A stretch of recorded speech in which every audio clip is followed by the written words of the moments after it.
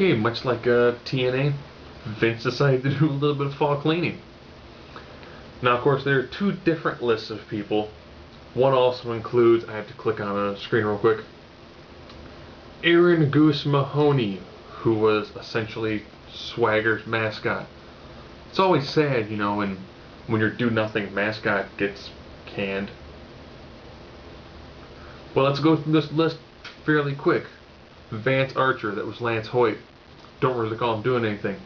Kalen Croftley, who's one half of the Dude Busters, so I guess there's one other tag team that's gone.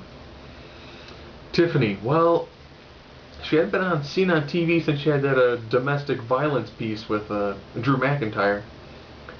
So I guess that kind of makes sense. I knew she was making some headway to become an actual decent in-ring wrestler. She was making some progress, along the lines of like a Kelly Kelly sort of progress, but I guess having the domestic violence thing in the past probably doesn't help that much. So I wonder if and when that'll happen with Alex Riley due to his drunk driving arrest last week. Okay, so now we're getting down to Jillian Hall, Luke Gallows, and Shad Gaspar. Now, I think Shad's been fired twice now by the E. He was fired once when Crime Time was really hot, brought back with Crime Time. Then when they broke up that team, for some unknown reason, they did almost none with JTG and very little with Shad. Which is weird, because Shad was a decent-sized guy, and easily could have had him do almost kind of somewhat like a Sheamus role, where he didn't talk a whole lot, and essentially kind of just beat up smaller guys. It would have worked well, would have put him in a pretty solid, mid-card contention.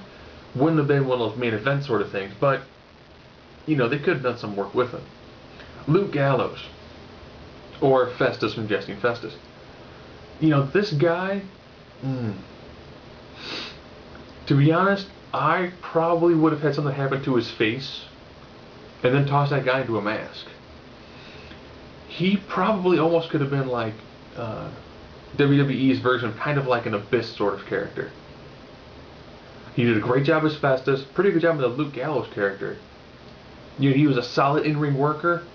He needed creative to realize that he could do just about any role they want to put him in.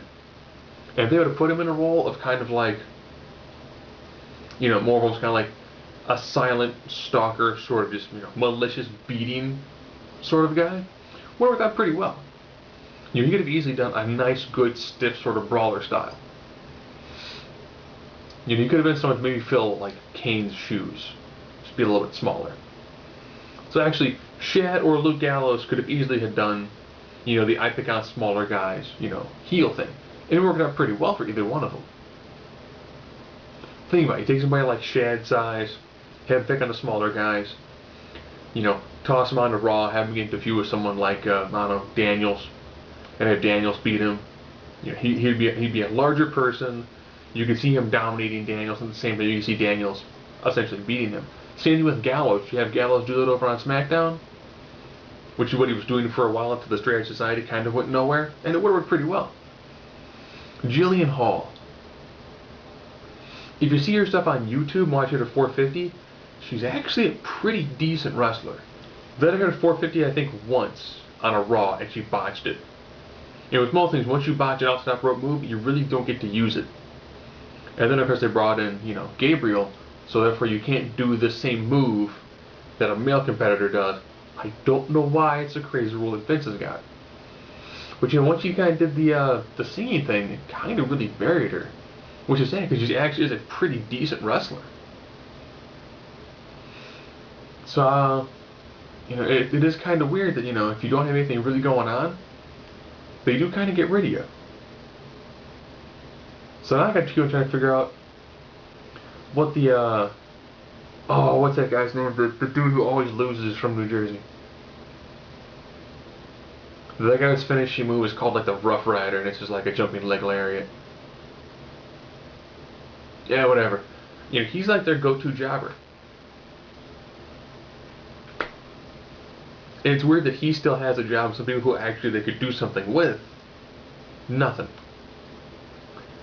Now, going from this, I would assume that probably by this time next year, I'd probably go with about half of the people who got signed from NXT would probably be gone. if not sooner. So, as a recap, Swagger lost a mascot, no Shad, no Luke, no Tiffany, no Lance Hoyt, no Kalen Croft, no more Tiffany, and no more Jillian Hall. So if you're trying to keep track at home, essentially they lost 3 people who were part of tag teams and 2 divas. Maybe Vince should look into actually retiring that tag team belt, because if you can't have at least a 4-team division, there's no reason to actually have a belt.